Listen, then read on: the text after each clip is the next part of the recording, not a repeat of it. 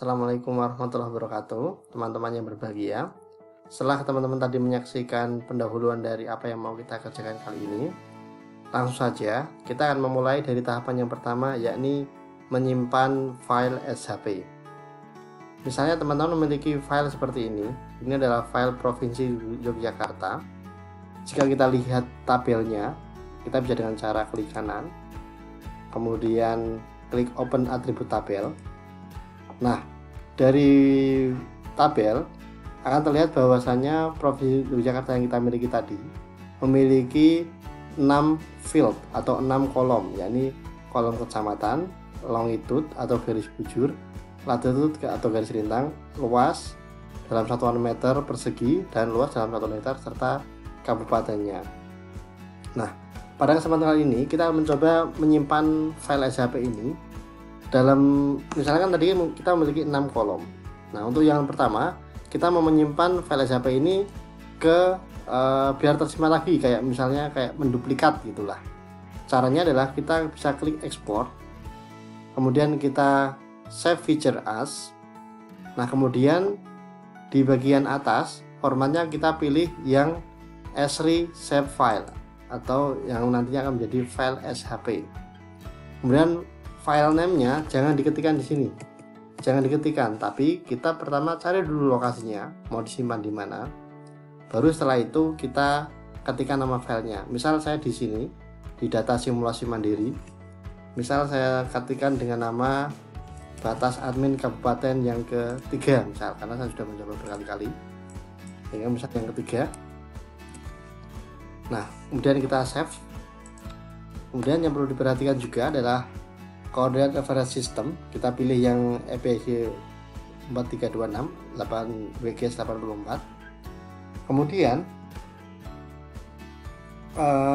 kita perhatikan yang di sini ada yang tulisan tanda centang add save file to map. Ini mananya adalah kalau misalnya kita mencentang tanda add save file to map, maka setelah proses penyimpanan otomatis nanti file itu selain tersimpan di tempat penyimpanan kita tadi, juga otomatis akan muncul di quantum disk kita otomatis. Nah, ini opsional, tapi kalau saya lebih sarankan untuk dicentang aja supaya lebih ketika selesai running kita benar-benar puas akan ada hasilnya.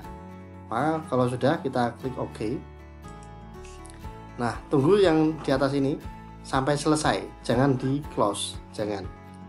Jadi setelah selesai kita misalnya mau menonaktifkan, misalnya yang awalnya kita tidak centang, maka ini adalah yang baru, file hasil kayak semacam duplikasi karena filenya utuh, kolomnya juga sama.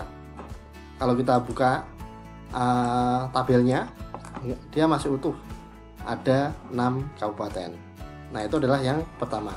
Nah, lantas kalau misal kita punya file seperti ini nih, misal kita punya file awalnya memiliki 6 kolom, namun kita mau menyimpannya itu hanya 5 kolom saja. Jadi file yang mau kita simpan itu hanya 5 saja, bukan ke 6 kolomnya. Mungkin kita nggak butuh luas dalam 1 hektar, ataupun nanti dalam konteks yang lain kalian tidak butuh semua kolomnya atau fieldnya, maka bisa kita simpan dengan cara kita klik kanan sama seperti tadi, kita export save feature as, kemudian select field to export di sini. Jadi nanti di sini dicentang mana yang mau tetap ada di bawah, dan juga mana yang tidak harus ada di file yang setelah kita ekspor. Misal tadi yang mau kita hilangkan atau yang file baru yang kita simpan hanya ada 5 kolom, ya ini ada kolom kabupaten, kecamatan, longitude, latitude, tapi luas hektar tidak ada, maka kita bisa uncheck. Oke, sudah. Nah, kalau sudah, oh ya, jangan lupa kasih nama filenya. Saya misal kasih nama file admin SHP 4. Nah, oke. Format sudah, file name juga sudah, CRS sudah, kemudian ekspornya juga sudah. Nah, kemudian tinggal oke. Maka otomatis petanya akan tetap utuh, hanya saja yang berkurang itu adalah banyaknya kolom. Yang semula ada 6 menjadi 5. Kalau tidak percaya, mari kita buktikan. Ini adalah file yang hasil ekspor kita. Kita klik kanan, open atribut tabel, maka dia hanya 1, 2, 3, 4, dan 5. Nah, bagaimana kalau misalnya ada semula 6 tapi mau di-save menjadi 7? Nah, langkahnya adalah silakan kalian buat dulu kolomnya, baru setelah itu disimpan. Nah, itu adalah untuk pembelajaran yang pertama kali ini. Simak video berikutnya. Dan misalnya belum paham, putar ulang, atau misalnya belum paham juga, silakan tanya ke Kak Fauzian.